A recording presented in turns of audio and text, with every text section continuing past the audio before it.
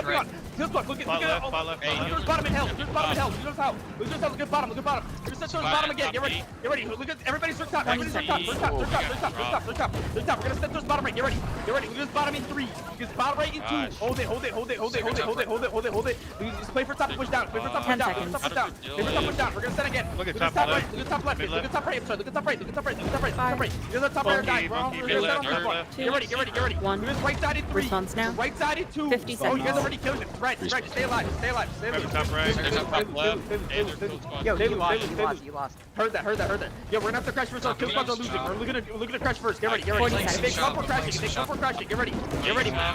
Careful, they're gonna try to play a slow game. They're gonna try to play a slow game. We're gonna crash. Get ready. Look at this right side. Look at this right side. Third right. Third right. Third right. Third right. Third right. 30 Look at top right. Look at top right. Look at top right. Look at top mid. Top mid. Careful with the flag. Careful top. Careful top. Careful top. Careful top. Careful top. Careful top. Careful top. Careful top. Reset top now. Reset top now. Reset top now. Reset top now. Reset top now. You're right side, look right side, 20 right side. seconds. You got right, look left side. Yeah, it's they're sacred. Second minute. Casey, Next, we're gonna set.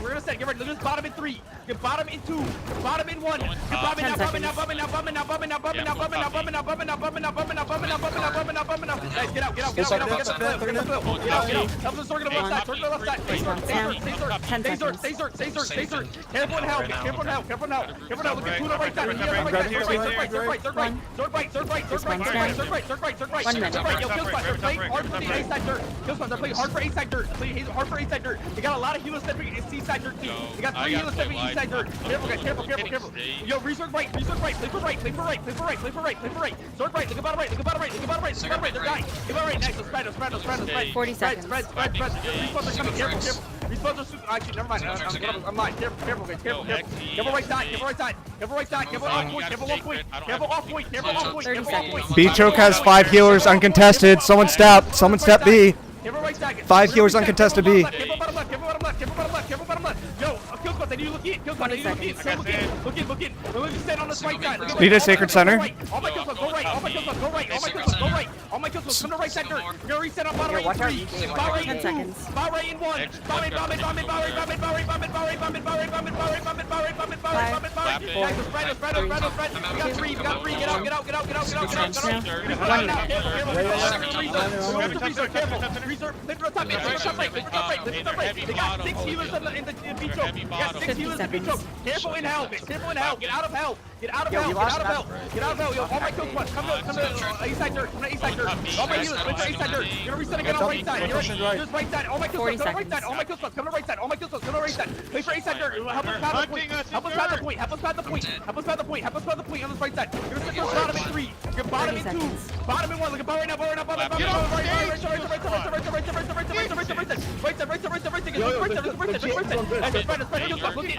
20 seconds. Play together as a 25 minutes. Kill squad. Play as a 25 minutes. Just sort together. Kill squad. Kill squad. Play for right side. Play for A side. Play left point. Careful bar right. Get out bar right. We're gonna set again. Play for top. Everybody on top. We're gonna set on respawn. Get ready. We're gonna set on respawn. We're gonna top F in 3. Response now. 1 minute. Top minute 1. Time it. Kill squad. Stat. All in. We're gonna set on flag in 3. Good bottom in 2. Bottom in 1. All in bottom right. Go bar right. All in. Help 40 right side. seconds. Play for right side. Play for right side. Help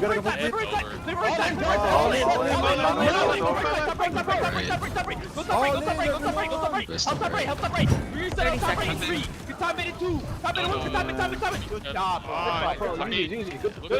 Good try. Squads need to get their head out of their ass. Good job, boys. Good try. Sitting That was there really watching calm. them fight up on stage, dude. They're literally taking us apart. User try. Who are they disconnected fighting from your up? channel. Good try, boys. Yo, kill squads. If you guys are losing, please don't just keep fighting your fight over and over again. Like, listen to the calm, strong side, so we can crash and you can pick off kills. Please don't just keep fighting your fight and dying. Right? Like, it doesn't make sense to do that. All right. So like, listen to the call. Go into the dirt. 25 man it. Like, you guys should 25 man Zerg it so that we don't lose the point and you guys don't keep dying passively. Okay? Please. Just next time we got really that was pretty good. I think that was like last minute. Like, we could have won that. But people are dying in hell. People are dying on stage. Like, don't play there. If you guys are dying, like, don't play there. And fucking calm that you lose. Holy shit. Yeah, calm that you lose, please. Like, Dude, that was really close, boys. Like, this gap is insane, and we still held them for 29 minutes. Killer Like, death explain that. is crazy, dude. Like, killer deaths is insane. And we still almost won. I was going crazy with the blast shots. You have no info, understand. A little bit more. We You had were- You were killed doing so many great of us on on point, to be honest. Main ball was doing. Main ball was doing fine. Yeah. To be honest, like there at the end, I watched it. I died. I got walked down off the right side of point to just kick KS on point, and I watched Main Grin and the rest of the KS that we had zero presence in right dirt there in A dirt. I watched them go into bot right, into hell, just killing everybody. They were stepping to point, killing Bruiser. We can't survive that. Sound muted. Alright, shouldn't leak this. Yeah, no, that was really intense. So that was Tenacity versus Bat Signal. Or versus Mert Signal. I guess they're not Bat Signal anymore. No, that was really intense and really fun. I'm trying not to leak the comms though. But I unironically might have been better if I played Blast Shot outside. It's just like IG's so good for like trapping people and getting kills, but like you see inside when they're like crashing on us, and then I use Blast Shot and I blow like 5 to 10 people away from the crash. Like that's the utility in it. The part that I barely timed wrong was the keg and the Blast Shot. That's the other reason why it's really good in Fort. As you set up kegs, somebody walks in, you Blast Shot them, because keg Deado happens 10 seconds after light, and then you can just get guaranteed kills from that. The main thing I messed up at one point was I started using other abilities, and if I don't use abilities, then this double down's like guaranteed, but I mean, this is also nice for getting Blast Shot back, but Blast Shot's pretty good. Oh, so you guys are my server in Valhalla. I heard Saibu is something as a top PvP company. Saibao is in a weird spot. So like, Saibao is like the top New World League PvP company, but I wouldn't say like they're the top company, if that makes sense. Because the way that New World League worked was, there's a giant draft. There's 3 teams drafting for players. So like, Saibao has, say, like of their 50 players, it's like 50 of the top like 150 players, if that makes sense. So they aren't necessarily like the best company of like all time, but they're pretty good. And like right now, they're probably the strongest on the server. But like once New World League's over, which I think it's supposed to be over sometime next week, I'm guessing Saibao disbands and then they go back to picking up like better players. So then it's like actually the strongest possible roster. But so, yeah, Saibao's roster right now isn't the strongest possible.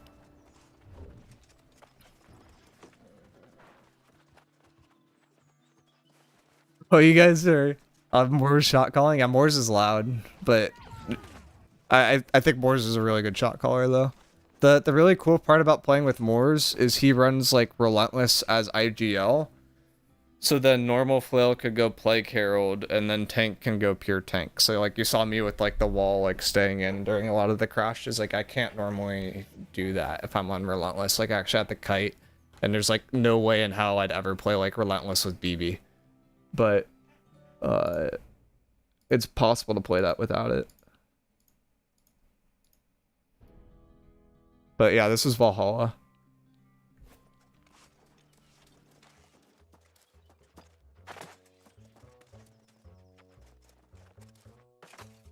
But oh no, is Crush here still? Like earlier when we were talking about tier list stuff, I was trying to make an argument that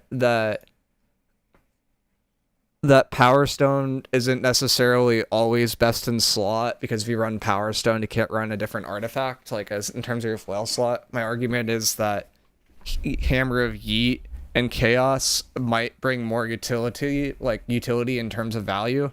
Because like say a bunch of people are stepping, I could just Blast Shot them off the point. Say a bunch of people are stepping, I could Hammer of Yeet them off the point. Like that's like a lot of value too that you just can't get elsewhere. It's just with IG also has a lot of value with Shower, so it's like you need IG in certain spots. IG's a little bit better outside than inside, because the center flag in a war on the outside is actually a physical object. On the inside, it's a virtual object, and you can walk through it. So it's harder to trap people in with Ice Shower, and then the importance of Blast Shot during all-ins just kind of goes up over time. But overall, pretty good war. Pretty fun. The other thing I'm going to start getting back into doing is doing VOD reviews on stream. Like, I enjoy playing the game too, but it's really fun to do VOD reviews, and I've done a lot of private VOD reviews, but I haven't done, like, a lot of, like, stream VOD reviews recently, and I feel like that's, like, a lot of knowledge that, like, could help a lot of, like, newer people. But I usually limit it to war, because, like, OPR is, like, kind of chaotic.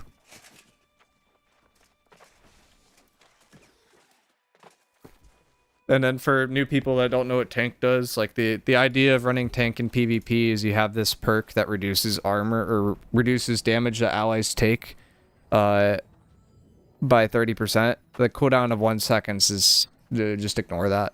But it basically makes it so that everyone on your team is extremely tanky. That 30% is the equivalent of, like, you see how each gem in your gear says 2.5%? That's 2.5% to just elemental, not to physical. So, like, on average, this is, like, what, 1.25%? And that 30% is like to both sides of elemental and physical. So it's just like a lot of damage reduction that gets applied across the board, and it just helps people live. Relentless, as we talked about, is another way to help people live a lot. And then Invig also helps people live a lot, and I run Invig on all my tank builds. The one time I died was on going for an all-in on play on B, and that's not a real death. So that's basically 0 death, perfect tank war.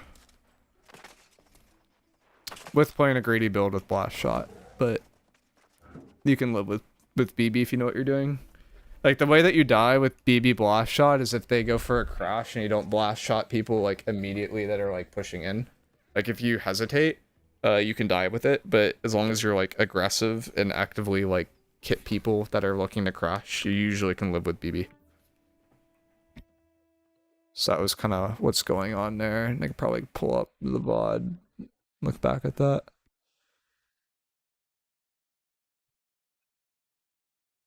Wait, I have to go, like, here. Sec, let me find where I need to pull it up. I think it's creator dashboard. Like content video producer. And then highlight or something. I think this is a way to do it.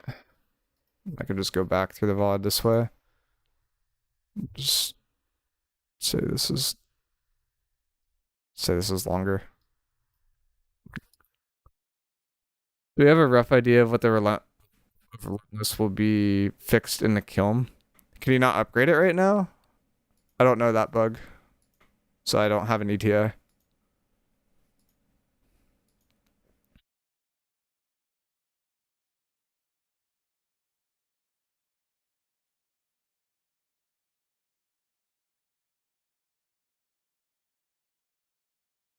I could turn on the audio. Just turn it down. But I think, like, I had Windchill on before. I think Windchill with flail is a lot better than tank. The problem with running Windchill with tank is you don't get enough rune charge, and I just had a lot of struggles getting my stone form back up. But Windchill is nice whenever there's a clump crash, because you can just kind of trap people and force kills. Dope doesn't show up. It's like in my inventory, not in a gear set, and a few people have said the same thing. If you could take a screenshot of that, I can make a bug report of it. Otherwise, if you make a bug report and tag Lydia, she'll probably have an ETA for you, and hopefully it'll get fixed by Season 10. That's probably the next time the game gets updated. But, like, general idea with IGs, you shower people, and then you windchill from the other side so that they get stuck in, and they can't escape. If you don't run windchill, then you're usually just showering into a storm, like, off a point somewhere. So, that's, like, the idea behind it is just it helps people... It helps get more crash kills, and it can also push people off a point a little bit with it. There's like one time where we forced a reset, and I kind of want to show that part. I think it was like when we killed Mom aggro. So there's like 3 kinds of ice showers. There's ice showers for space. This is an ice shower for space. There's ice showers to get kills on crashes, and space ones can be used for that. And there's like defensive ones.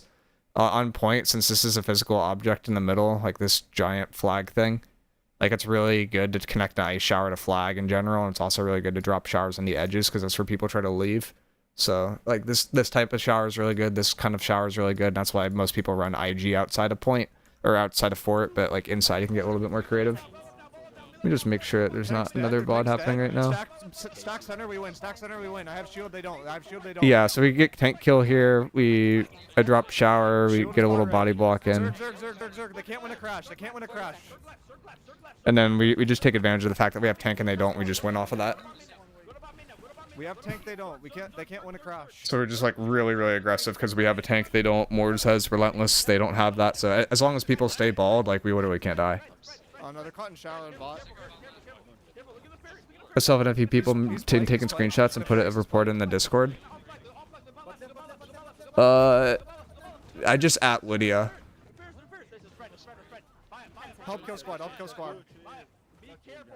Should be the one to escalate it further. That's LYDA. Or DIA. The other thing that was kind of messing me up is the sword I have on. It's Plague Strikes, Trenchant Rend, the Trenchant Rend's cooldown used to go away if you swapped weapons. Now it doesn't. So I kept switching weapons and that like does nothing anymore. It's just like, this is mostly good for just applying a heavy attack to somebody and then kind of leaving him alone.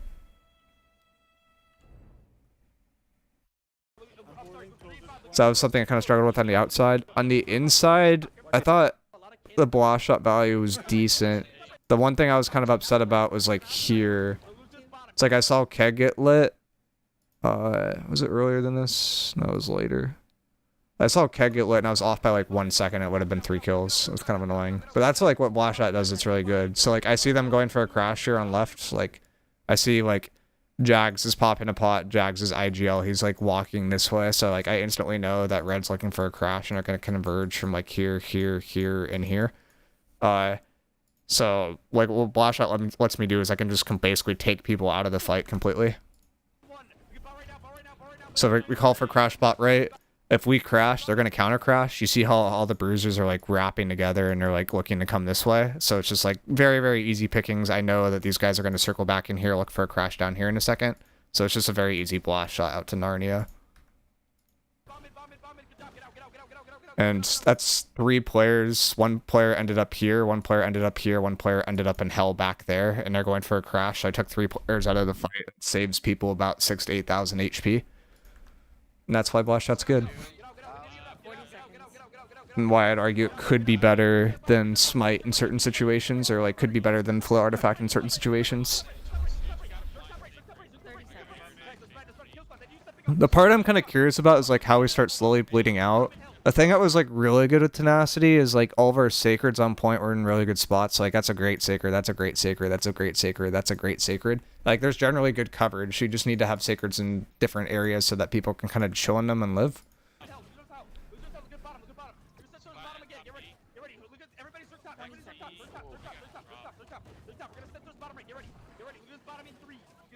We do kind of passively lose people, and I do miss the ice shower for a little bit of space. Like, what it comes down to is if we're losing people in neutrals, IG's probably better. If we're losing people from crashes, blast shot's probably better, and blast shot's infinitely better in all-ins. I don't know how that misses. It's kind of crazy. That was kind of a cursed blast shot. I didn't know that we're going to crash right side, but this is like borderline grief. So if we actually crashed here and I sent them further, it would have been grief. But you can... Blast shot does respect body blocking, so like I shoot them into here, right? And then there's like a gravel, so they get slowed and they get rooted by that. So I basically just sent more people into this clump. You could also use it offensively and just send people into an area and then kill them. And that's something that's not really done yet.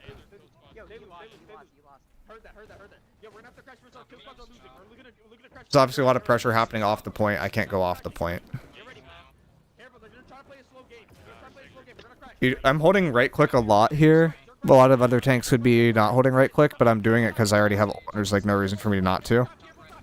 The noteworthy thing here, and a really smart decision I make, is I run past the crash. And this is how a lot of tanks would die. So like you have... I have like 2 options in this situation. I see like one bruiser right here. He pops stone, or he pops cleanse, and he starts walking this way. And that instantly ticks me off that a crash is about to happen. I also saw some movement this way. And I see generally people moving down from there. So it's pretty obvious they're going to have crash here, crash here, crash here. Crash is going to be somewhere in the middle. And knowing that, I make like a split-second decision. I see this guy coming here, and there's crash there, crash there, crash there. If I stay in the middle, all of them are going to hit me. If I move this way, only this side's going to hit me. So I quickly like move out in front. I get pulled back, which was a slight mistake. I use... OP button, and then I pop stone form, walk a little out in front, so I'm giving shield to people in crash. So Moors actually has shield aura there, and that's why Moors lives. And then I live too because I walk in front. And like what just happened there, this is one of the reasons why I've kind of generally been of the belief that it's better for tank to not run relentless. Because if tank runs relentless here, there's no way I could actually stay in here. So I'd leave, right? And like, look how many people I saved. So there's like 4 people here. So we lose 1. We lose 2. one gets out, and then Moors lives because of me. So it's like, those two other people too, they didn't dodge at all. If they actually like iframe properly, I probably could help them too at the end of the crash. Yeah, it's they're sacred. Second minute.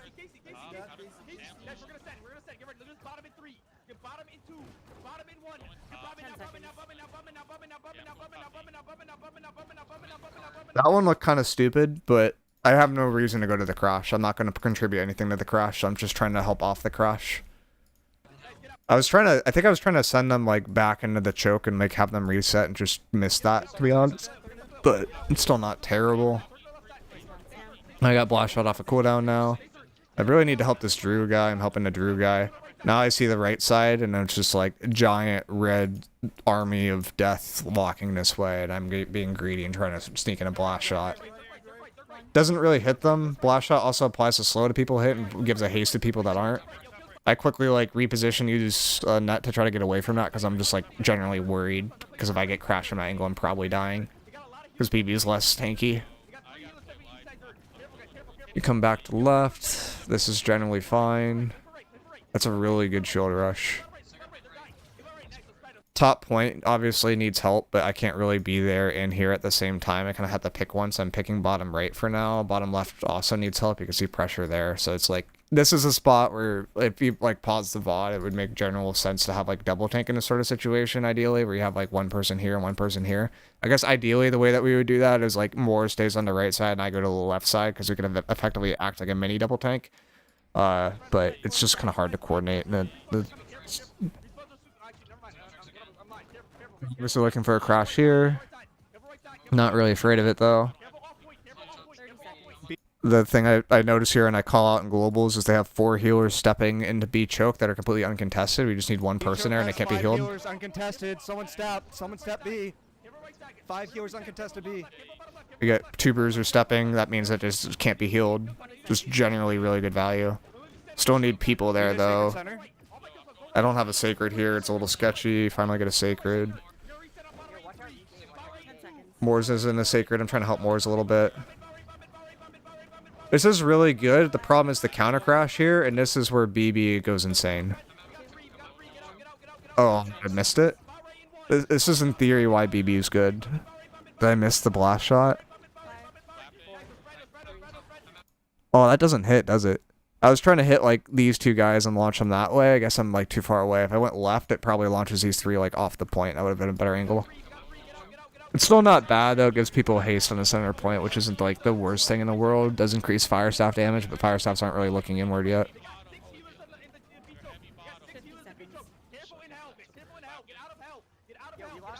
Hell obviously can get a kill. I was hoping I could hit Botch there. That would have been a kill on Botch. I'm kind of behind the rotation, which isn't ideal. I'm probably thinking about the BB too much. I need to think about tanking a little bit more. That's a disease tech. Ancient disease tech, but it spreads the disease more than just aiming normally. I can't help stage. Stage needs help. Center point needs help. Like off point generally needs help. That's about all I can do. I could throw a weaken that way, and then I'm like, I'm really nervous for the spear because I don't have thrust protection at all, and my healer's dead.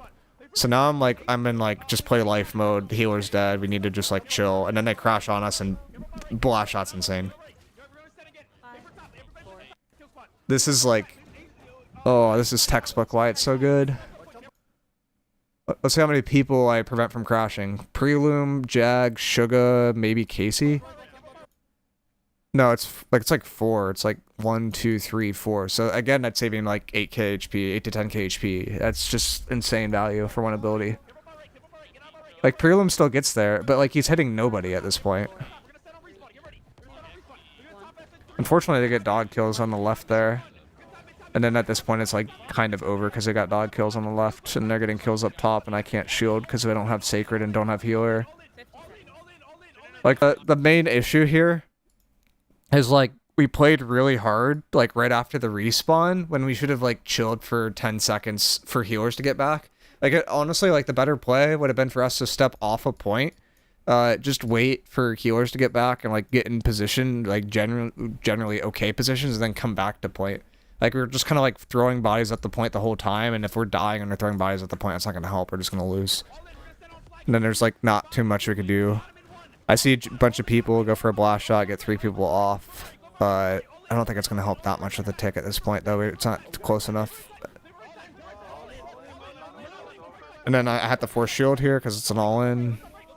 I see a lot of people top right. I'm trying to dump weakens there. I'm trying to hold shield for the people that are low, but it's just too late. If I have another blast shot, if I'm able to hit the people on the right, I can get a bunch of people off, and it's a lot of value too. But I don't know. There's just like in general, like I feel like movement abilities are really underrated right now. Like this is like the same thing with like Yeetus, but like a clear out or like but not even a clear out, but like a Path of Destiny from Yeetus like forces everybody here off the point. And that's just so much value, and it's just like kind of underrated.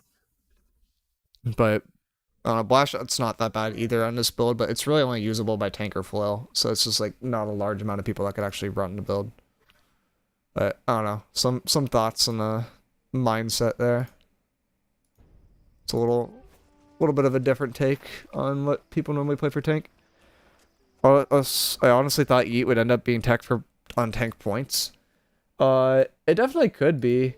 I don't like Warhammer as a tank, which is weird because I like Blunderbuss as a tank, but I really don't like Warhammer as a tank.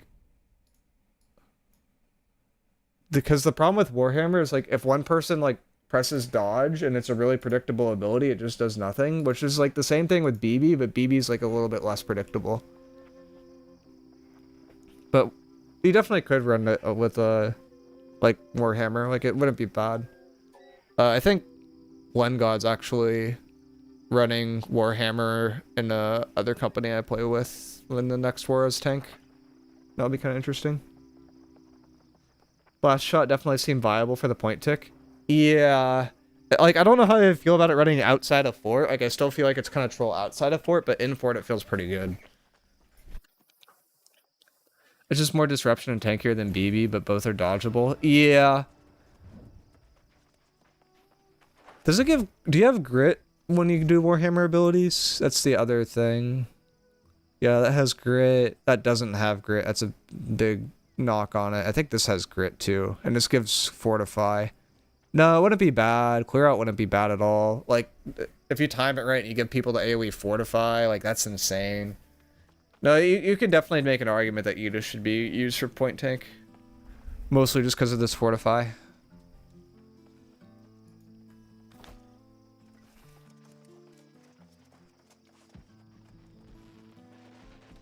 I think I'm gonna call it right about there unless somebody has a VOD that we want to go over though. Only a 4-second fortify though? Yes, but if it's during a crash, 4 seconds is enough. And if you have 200 focus, that helps too. Actually, is 200 focus buff duration on allies or buff duration just on yourself? I'm not sure.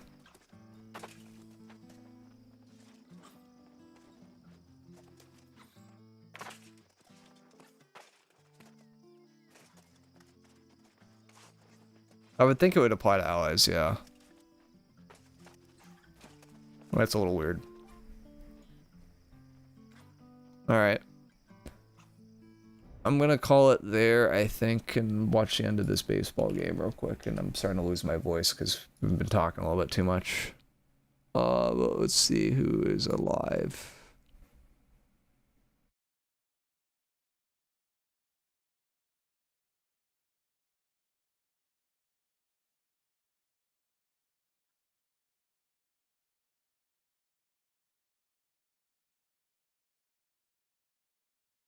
What is Dim doing? We got the flail VG. It's a fun one. Alright. Night, everybody.